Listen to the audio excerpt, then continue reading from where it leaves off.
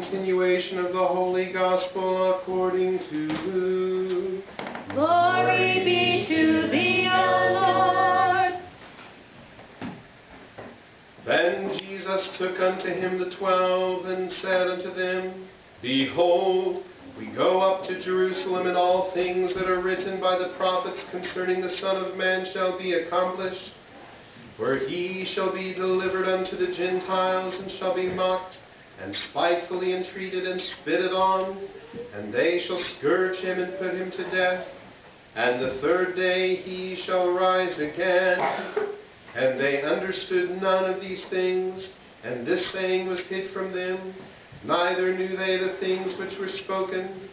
And it came to pass that as he was come nigh unto Jericho, a certain blind man sat by the wayside begging.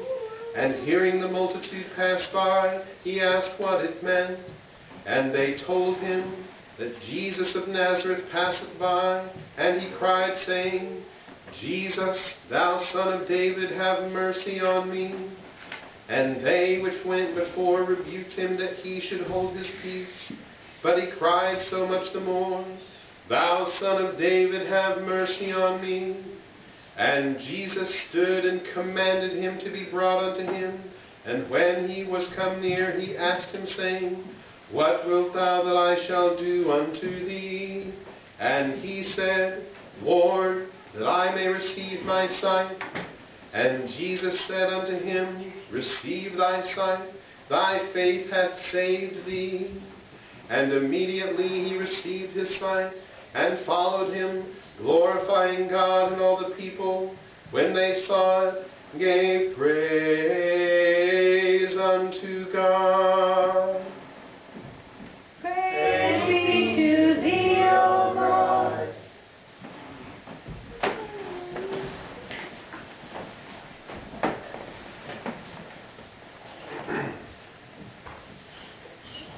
Imagine a fierce tribal culture where bloodthirsty pagan gods are worshipped and ritual human sacrifice is a frequent practice. Some of these violent tribesmen attack your town, break into your home, and kidnap you. At the age of 15, you are torn away from your family, your home, your friends, your church, and everything that you know. Now a slave, you are subjected to forced labor in service to this pagan tribe. After 6 years, you finally escape and you find your way back home. If this happened to you, what would your response be? What sort of a grudge would you hold toward these bloody pagan kidnappers? What if this happened to one of your children? What sort of retribution would you want this tribe to receive? As you dreamt of revenge, how knotted up would your emotions be? In your own life, what memories still take a toll on your emotions? Have you ever suffered from physical or emotional abuse? Are there years from your past which you generally try not to think about?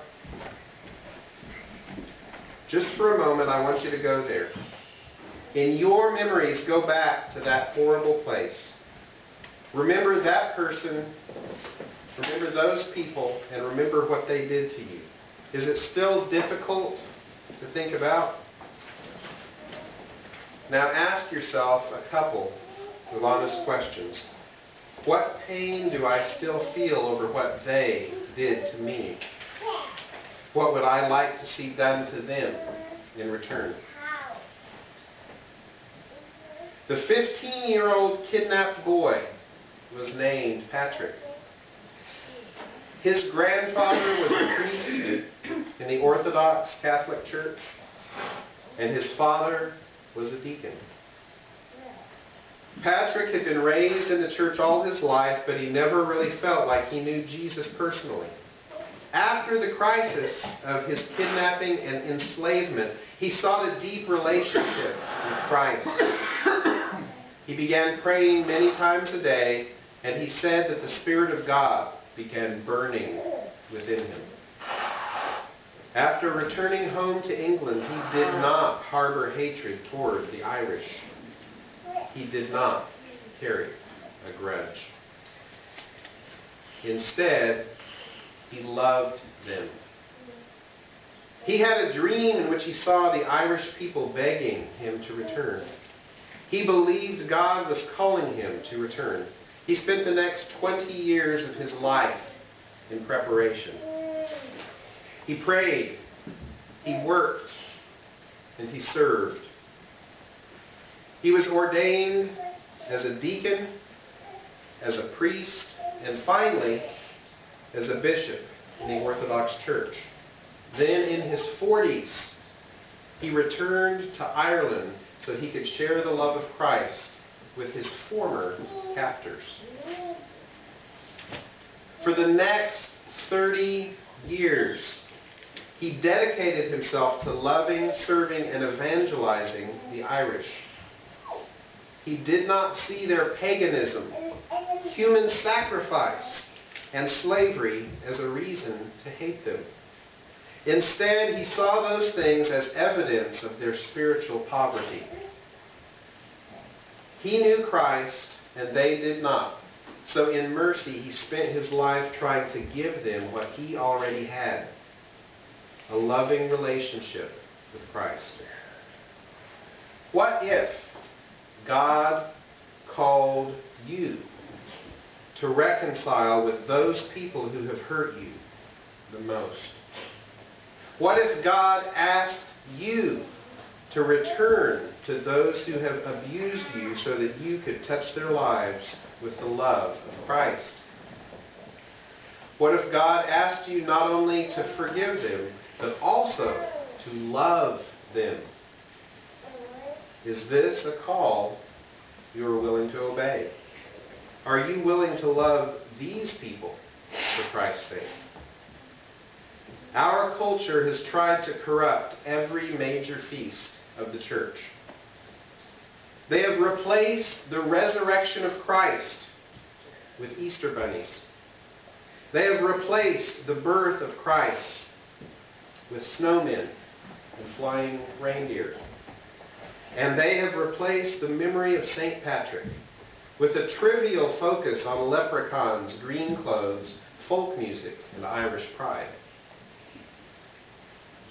This St. Patrick's Day, let us pay greater respect to the memory of St. Patrick. He was not preoccupied with green beer and self-indulgence. Instead, he was dedicated to living a life of Christian love, even loving his enemies. May we do likewise. In the name of the Father, and of the Son, and of the Holy Spirit, our God is one.